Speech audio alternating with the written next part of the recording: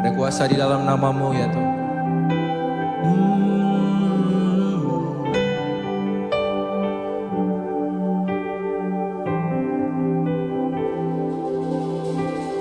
I could see your name for all my life and still find more to love each time.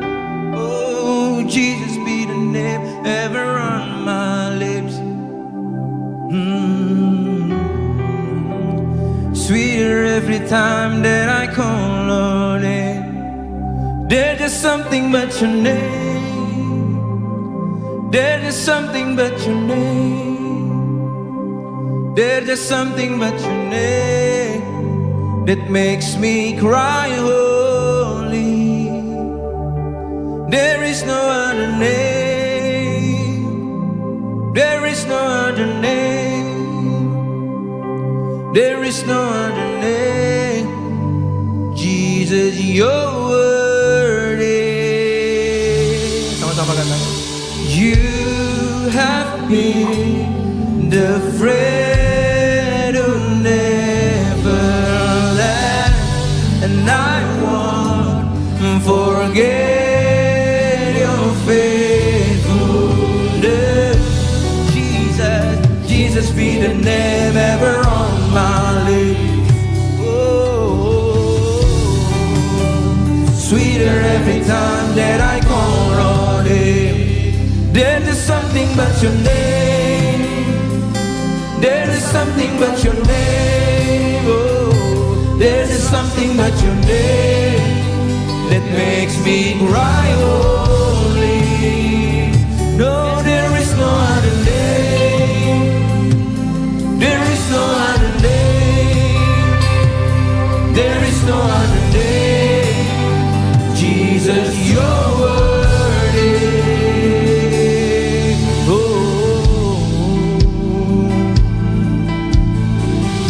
Oh, we believe in you, Jesus, your name. Sama-sama. Jesus, your name is like the morning light, the one the darkness can't deny, the resurrection and the life. Jesus, Jesus, your name can save, your name can heal, your name can make a storm be still. You never fail, you never will. Jesus, Jesus, the bread of life broken for us, the wounded and the worthy one, the first and last is soon to come. Jesus, Jesus, the King who overwhelmed the great, the Lord who will forever reign. The name above all other name, Jesus. Oh, Jesus be the name. Jesus be the name. Jesus be the name that gets all the glory. Oh, Jesus be the name. Jesus be the name. Jesus be the name that gets all the glory. Sing Jesus, Jesus be the name. Jesus be the name, oh God. Jesus be the name that gets all the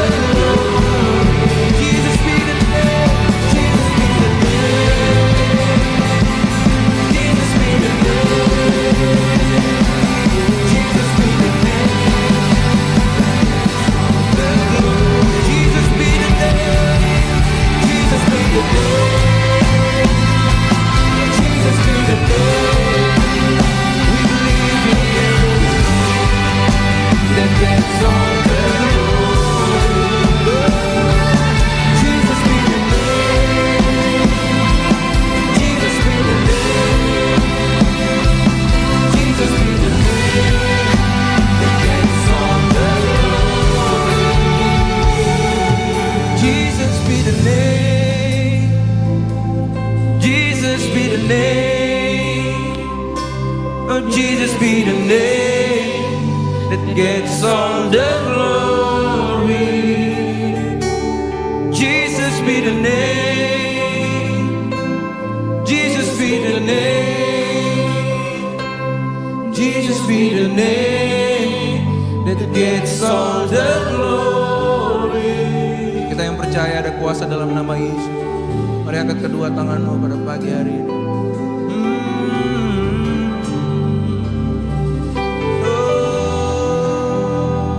Kuasa dalam nama Yesus. Oh, Jesus be the name, Jesus. Oh, Jesus be the name. Yesus namanya. Oh, that gets all the glory. Jesus be the name. Oh, kami percaya namamu. Kami percaya ada kuasa dalam nama Yesus. Kuasamu mengubahkan, namamu menyembuhkan, namamu memulihkan, namamu membebaskan. Oh, Jesus be the name. Jesus be the name. Yesus namamu. Yesus namamu. All the glory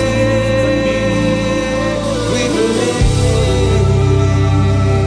Jesus be the name. Jesus be the name. Hallelujah. Mari sembah Dia dengan segenap hati, percaya dan kuasa di dalam nama Yesus. Kami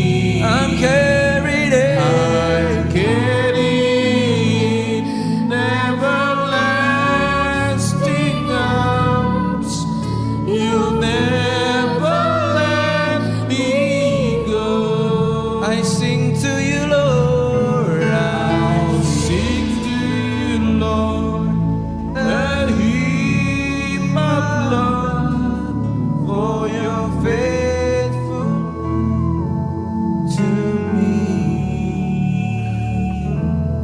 I'm carried in everlasting arms. You never let me go. You never let me go. Never let me go. You never let me go. You never let me go.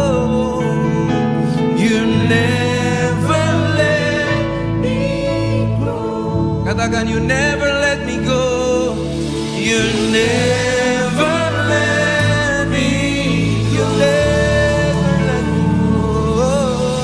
You never let me. You never let me go. Never let me go. You never let me go. Yeah, you never let me go. You never let me go. You never let me go. You never let. Thank you for your grace. You never let me go. You never let me go. You never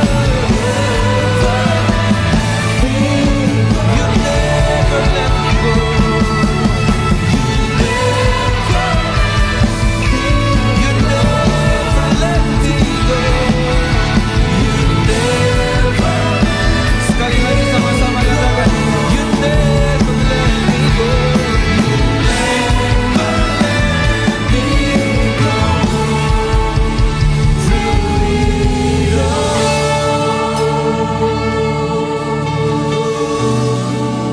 You never let me go. Never let me go. Jesus, you never let me go. Tak pernah tinggalkan, selalu bersamaku. Oh, pujian dari hati, menyadari betapa baiknya Tuhan dalam hidup kami. Kasih setiamu nyata. Oh, you never let me go. Nyatakan kuasamu. Hallelujah. You never let me go. Jesus, you never let me go. Kami percaya, oh, dengan segenap hati kami percaya, oh, kebenaran-Mu memerdekakan siapa, membebaskan kami. Haleluya, haleluya. Sembah dan puji bagi, sembah dan puji bagi. Oh, Jesus, oh, Jesus, never let me go. Hallelujah. Sembah nyata dalam-Mu. Hallelujah.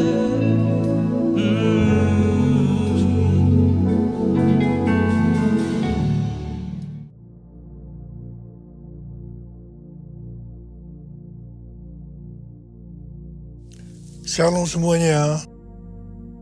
Alkitab berkata, Yesus mati karena dosa-dosa kita. Dia dikuburkan, tetapi pada hari yang ketiga, dia dibangkitkan. Haleluya.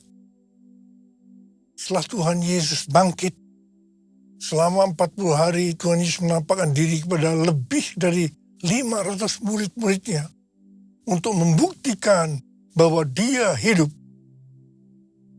setelah memberikan pesan yang terakhir, seperti yang terdapat dalam Kisah Para Rasul 1 ayat 8, dengan disaksikan murid-muridnya, Tuhan Yesus terangkat ke surga. Saya percaya kalau kita berada di sana waktu itu, kita pasti akan sama dengan murid-murid Tuhan Yesus yang melihat bahwa Tuhan Yesus bertambah tinggi. Ketika mereka melihat ke bawah, ternyata kaki Tuhan Yesus sudah tidak menyentuh tanah lagi. Perlahan tapi pasti Tuhan Yesus terangkat ke surga. Makin lama makin kecil, sampai ada awan yang menutupi dan hilang dari pandangan mata. Sementara mereka terheran-heran melihat ke langit, maka ada dua orang yang berpakaian putih di dekat mereka yang berkata, "Hai orang-orang Galilea, mengapakah kamu berdiri melihat ke langit? Yesus ini yang terangkat ke surga meninggalkan kamu, akan datang kembali dengan cara yang sama seperti kamu melihat dia naik ke surga." Dari ayat ini, saya percaya kalau yang melihat Tuhan Yesus naik ke surga adalah murid-muridnya Tuhan Yesus, maka yang akan melihat Tuhan Yesus turun dari surga adalah murid-murid Tuhan Yesus. Katakan amin. Sekarang Tuhan Yesus ada di surga. Apa yang dilakukan Tuhan Yesus di surga? Yang pertama, Tuhan Yesus berkata dalam Yohanes 14 ayat 1 sampai dengan 3, "Janganlah gelisah hatimu, percayalah kepada Allah, percayalah juga kepadaku. Di rumah Bapa-Ku banyak tempat tinggal. Jika tidak demikian, tentu aku mengatakannya kepadamu. Sebab aku pergi ke situ untuk menyediakan tempat bagimu. Apabila aku telah pergi dan telah menyediakan tempat bagimu, aku akan datang kembali dan membawa kamu ke tempatku, supaya di tempat aku berada, kamu pun berada." Pesan Tuhan Yesus ini tujuan untuk murid-muridnya. Karena itu kalau kita mau ikut dalam pengangkatan, maka kita harus menjadi murid Tuhan Yesus. Murid Tuhan Yesus adalah kita-kita yang hidupnya sama seperti Kristus telah hidup. Karena kita hidup sama seperti Kristus telah hidup, maka kita akan menjadi serupa dengan gambarnya. Roma 8:29 berkata, "Sebab semua orang yang dipilihnya dari semula, mereka juga ditentukannya dari semula untuk menjadi serupa dengan gambar anaknya, supaya ia, anaknya itu, menjadi yang sulung di antara banyak saudara." Jadi goal kita sebagai orang percaya adalah menjadi serupa dengan gambar Yesus, yaitu murid Tuhan Yesus. Hal yang kedua yang dilakukan oleh Tuhan Yesus di sorga adalah sesuai dengan Ibrani 7 ayat 25 yang berkata, "Karena itu ia sanggup juga menyelamatkan dengan sempurna semua orang yang melalui dia datang kepada Allah.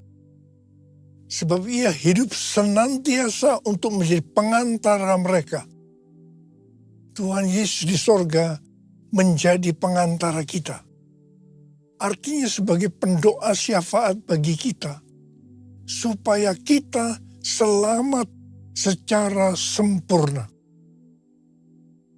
Kalau kita berbicara tentang keselamatan, maka ada 3 hal yang harus diperhatikan. Yang pertama, bisa kehilangan keselamatan. Yang kedua, hampir-hampir tidak diselamatkan. Dan yang ketiga, selamat dengan sempurna. Hal yang pertama, orang yang sudah percaya bisa kehilangan keselamatan. Matius 7 ayat 21 sampai dengan 23 berkata, "Bukan setiap orang yang berseru kepadaku, 'Tuhan, Tuhan,' akan masuk ke dalam kerajaan surga, melainkan orang yang melakukan kehendak Bapa-Ku yang di surga. Pada hari terakhir, banyak orang akan berseru kepadaku, 'Tuhan, Tuhan, Bukankah kami bernubuat demi namamu? Dan mengusir setan demi namamu? Dan mengadakan banyak mujizat demi namamu juga? Pada waktu itulah aku akan berterus terang kepada mereka dan berkata, aku tidak pernah mengenal kamu. Enyahlah dari hadapanku, hai kamu yang melanggar perintah Allah. Ini merupakan peringatan bagi hamba-hamba Tuhan yang sedang dipakai oleh Tuhan. Agar pelayanan yang diberikan oleh Tuhan semata-mata hanya untuk menyatakan kemuliaannya. Bukan untuk kemuliaan diri sendiri. Bukan untuk mencari keuntungan pribadi. Bukan untuk popularitas, di mana ini bisa mengakibatkan hilangnya keselamatan.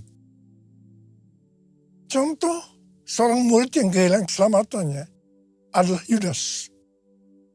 Yudas mengikuti Yesus begitu lama. Bahkan dicatat dalam Lukas 9 ayat 1-6. Ia bersama-sama murid-muridnya yang lain pernah melakukan berbagai mujizat dan pelayanan kesembuhan. Namun ia akhirnya memilih meninggalkan Tuhan. Maka hilanglah keselamatannya. Hal yang kedua, mengenai hampir-hampir tidak diselamatkan. 1 Korintus 3 ayat 10-15 berkata, kita membangun hidup kita ini dengan dasar Yesus Kristus. Pertanyaannya, bahan apa yang kita gunakan untuk membangun kehidupan kita ini? Apakah dengan bahan emas, perak, batu permata, ataukah dengan bahan kayu, rumput kering, atau jerami? Semua ini akan nampak pada hari Tuhan saat pekerjaan kita diuji dengan api. Jika pekerjaan kita tahan uji, artinya tidak terbakar karena terbuat dari bahan emas, perak, dan batu permata, maka kita akan mendapat upah. Tapi sebaliknya, kalau pekerjaannya itu terbakar karena bahan yang digunakan adalah kayu, rumput kering, atau jerami, maka akan menderita kerugian. Selamat sih selamat, tapi seperti keluar dari dalam api. Artinya, hampir-hampir tidak diselamatkan.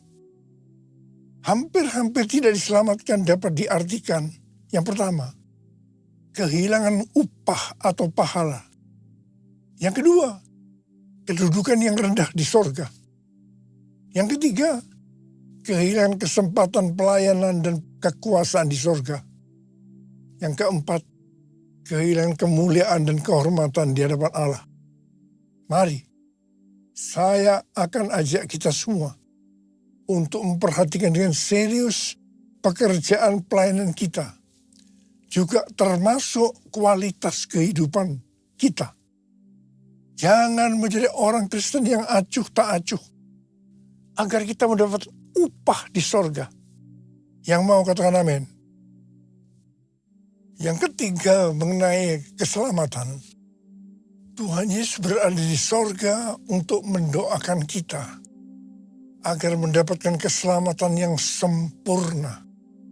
Bukan untuk kehilangan keselamatan. Atau bukan hampir-hampir tidak diselamatkan. Supaya doa Tuhan Yesus ini terjadi. Maka sesuai dengan 2 Petrus 1 ayat 5-11 dikatakan. Bahwa kita harus dengan sungguh-sungguh berusaha. Sungguh-sungguh berusaha. Untuk menambahkan kepada iman kita kebajikan. Artinya berbuat baik. Kemudian ditambahkan lagi pengetahuan. Kemudian tambahkan lagi dengan penguasaan diri. Tambahkan lagi dengan ketekunan. Tambahkan lagi dengan kesalehan yang artinya hidup kudus. Tambahkan lagi kasih akan saudara-saudara seiman. Dan tambahkan lagi kasih akan semua orang.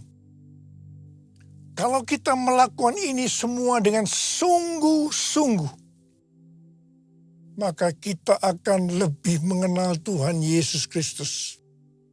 Dan kita tidak akan pernah tersandung. Dengan demikian, kita akan dikaruniakan hak penuh untuk memasuki kerajaan kekal, yaitu kerajaan Tuhan dan Juru Selamat kita, Yesus Kristus, yang artinya kita mendapatkan keselamatan yang sempurna. Haleluya! Besar anugerah-Mu, melimpah kasih-Mu,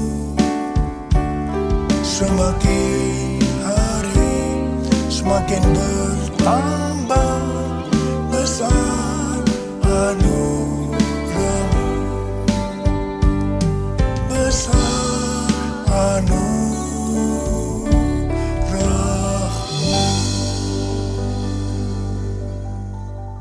Hal ketiga yang dilakukan oleh Tuhan Yesus di sorga adalah mencurahkan Roh Kudus. Pesan yang terakhir dari Tuhan Yesus untuk murid-muridnya sebelum ia terangkat ke sorga terdapat dalam Kisah Para Rasul 1 ayat 8 yang berkata, "Tetapi kamu akan menerima kuasa kalau Roh Kudus turun ke atas kamu, dan kamu akan menjadi saksiku di Yerusalem dan di seluruh Yudea dan Samaria dan sampai ke ujung bumi." Setelah memberikan pesan yang terakhir ini, Tuhan Yesus naik ke sorga. Setelah itu apa yang dilakukan oleh murid-muridnya? Mereka pergi ke Yerusalem dan berkumpul di ruang atas atau kamar loteng. Mereka melakukan ini karena Tuhan Yesus yang menyuruh mereka agar tidak meninggalkan kota Yerusalem, karena mereka akan dilengkapi dengan kekuasaan dari tempat tinggi. Tuhan Yesus berkata, sebab Yohanes membaptis dengan air, tetapi tidak lama lagi kamu akan dibaptis dengan Roh Kudus. Murid-murid yang berkumpul berjumlah sekitar 120 orang. Kisah Para Rasul 1 ayat 14a berkata, mereka semua bertekun dengan sehati dalam doa bersama-sama. Artinya mereka berdoa, memuji dan menyembah Tuhan dalam unity siang dan malam. Ini adalah prinsip restorasi Pondok Daud. Ini adalah prinsip benar doa. Pada hari raya Pentakosta, jadi 10 hari setelah mereka berkumpul, tiba-tiba turunlah dari langit suatu bunyi seperti tiupan angin yang keras yang memenuhi seluruh rumah di mana mereka duduk. Dan tampaklah kepada mereka lidah-lidah seperti nyala api yang bertebaran dan hinggap pada mereka masing-masing. Maka penuhlah mereka dengan Roh Kudus. Lalu mereka mulai berkata-kata dalam bahasa-bahasa lain, seperti yang diberikan oleh Roh itu kepada mereka untuk mengatakannya. Itu adalah bahasa Roh. Orang yang dibaptis dengan Roh Kudus atau dipenuhi Roh Kudus, tanda awalnya adalah berbahasa Roh.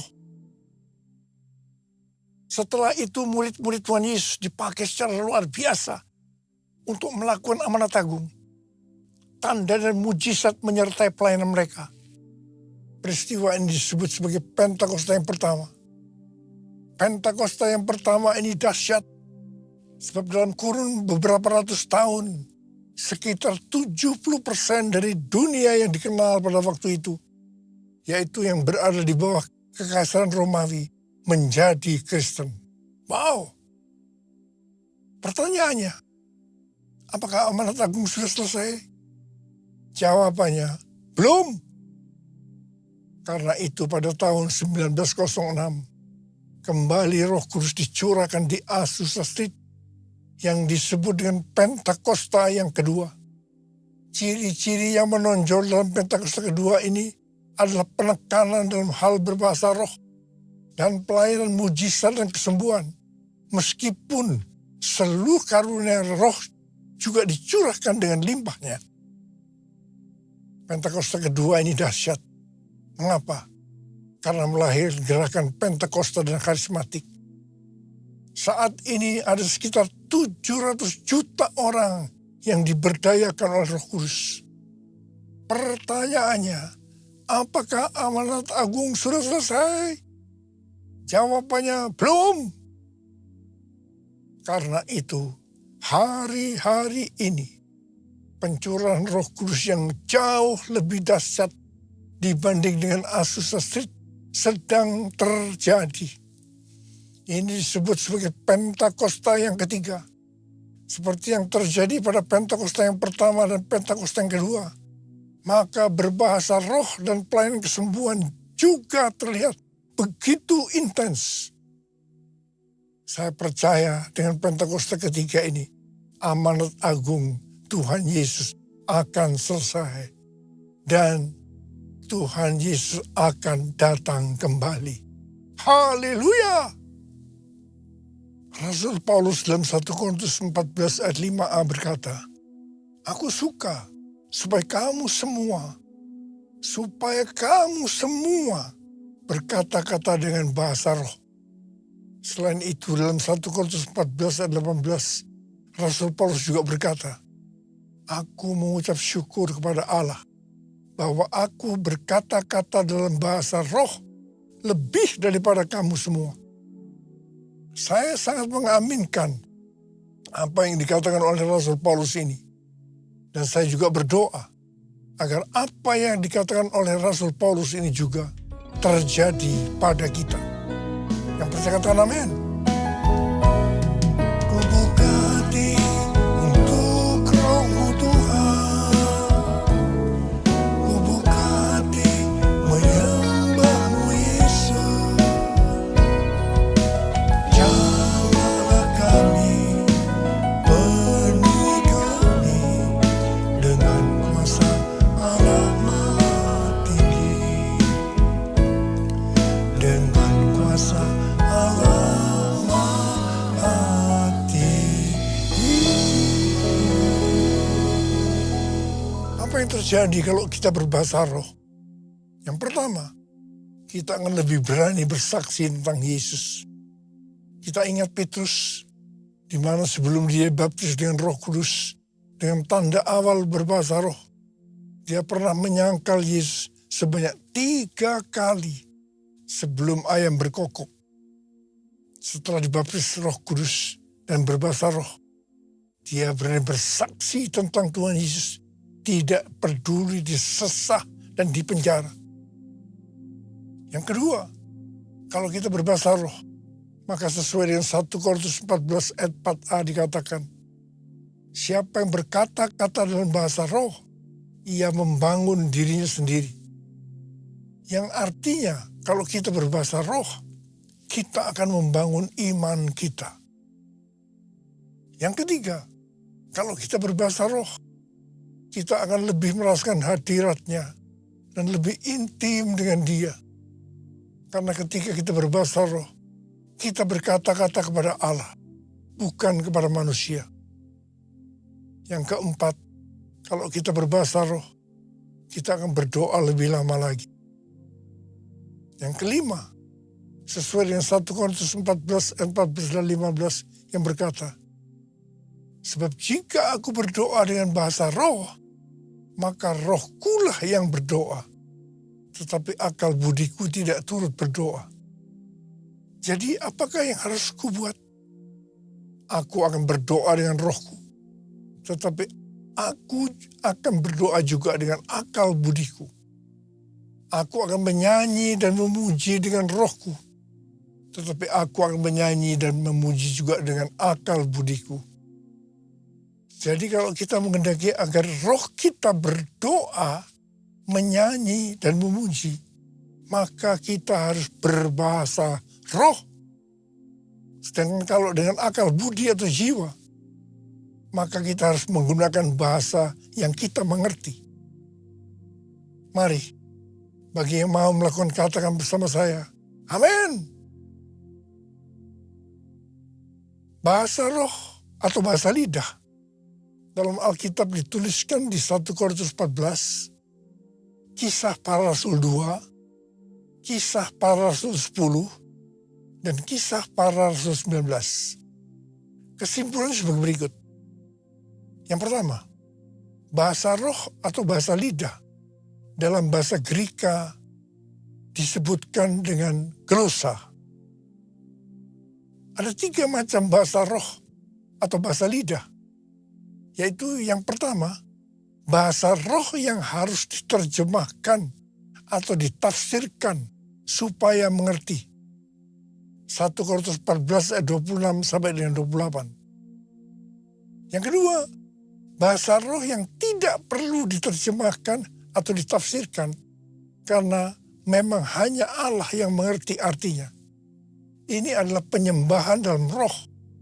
1 Korintus 14 ayat 2 sampai 4, Kisah 10 ayat 46, Kisah 19 ayat 6.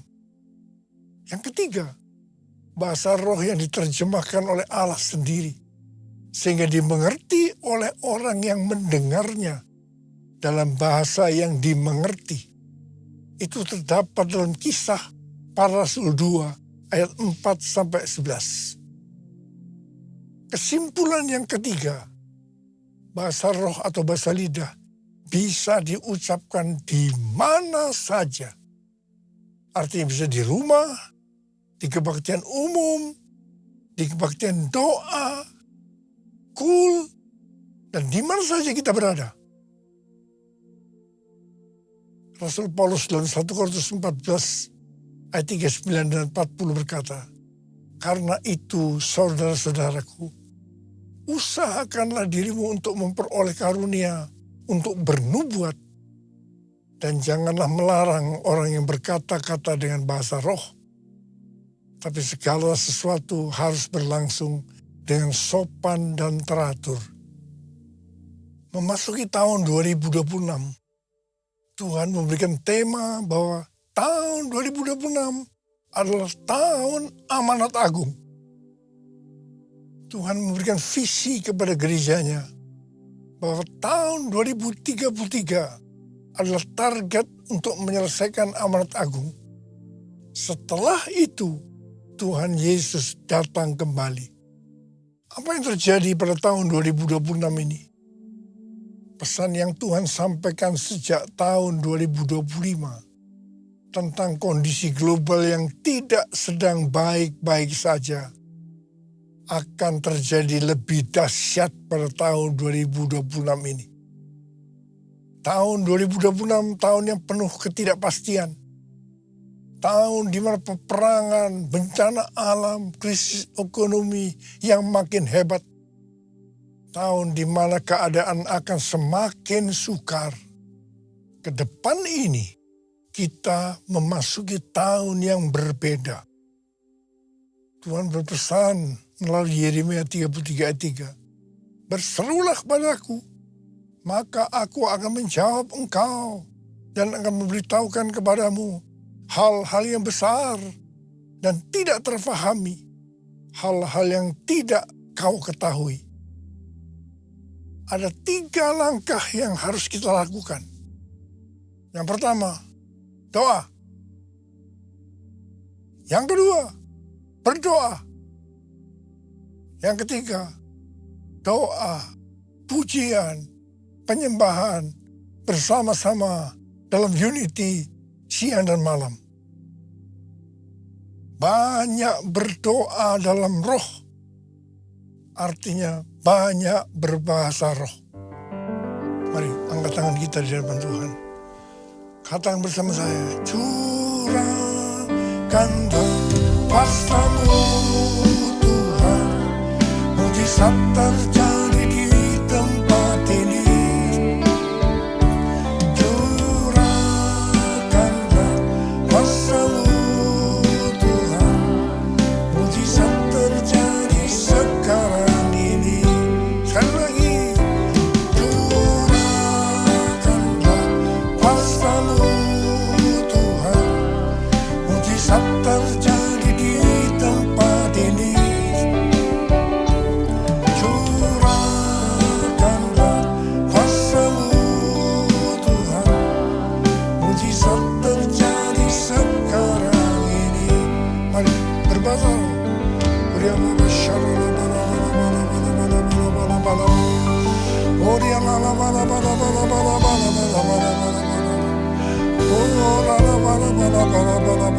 Tuhan, hamba berdoa buat anak-anakmu yang belum berbahasa roh. Tuhan, mereka angkat tangan di hadapan Tuhan. Berikan mereka bahasa-bahasa yang baru ya Tuhan. Terima pengurapan Tuhan saat ini. Terima.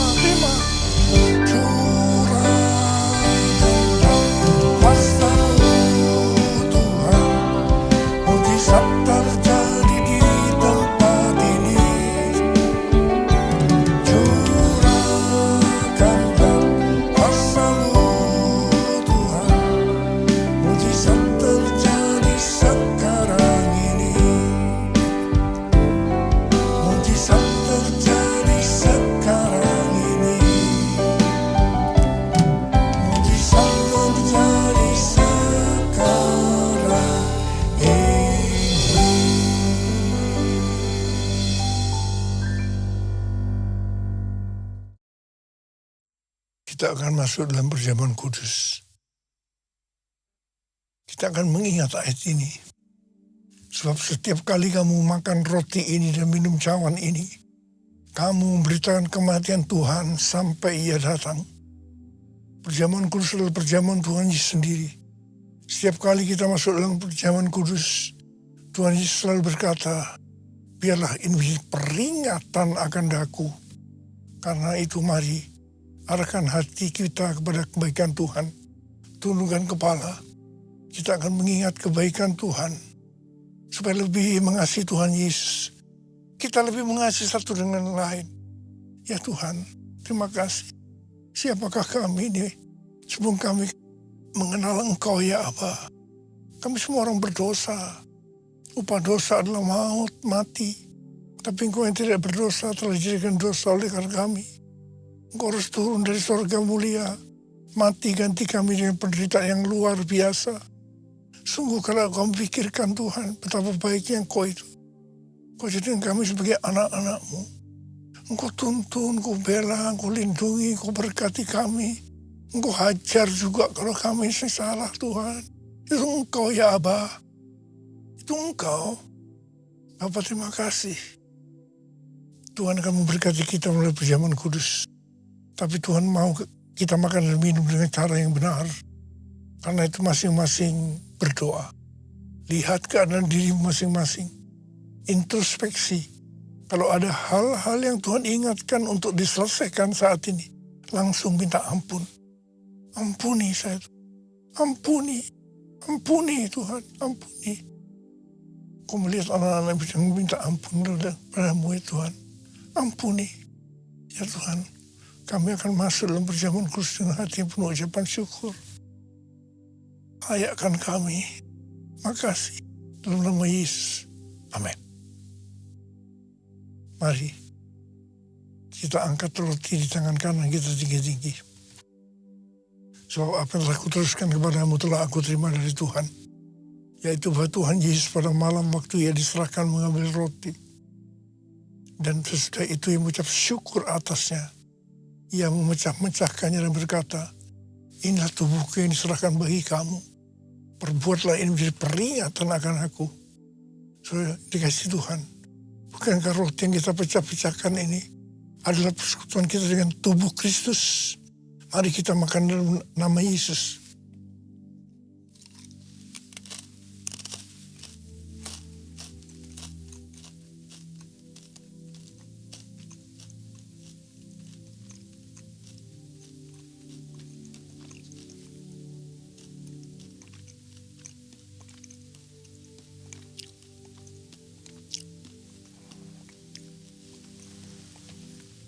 Angkat cawan di tangan kanan kita tinggi-tinggi. Demikian juga Ia mengambil cawan sesudah makan lalu berkata, cawan ini adalah perjanjian baru yang dimutrakan oleh darahku. Perbuatlah ini. Setiap kali kamu meminumnya menjadi peringatan akan aku. Saudara kasih Tuhan, bukankah cawan pengucapan syukur yang atasnya kita ucapkan syukur adalah persekutuan kita dengan darah Yesus. Mari kita minum dalam nama Yesus.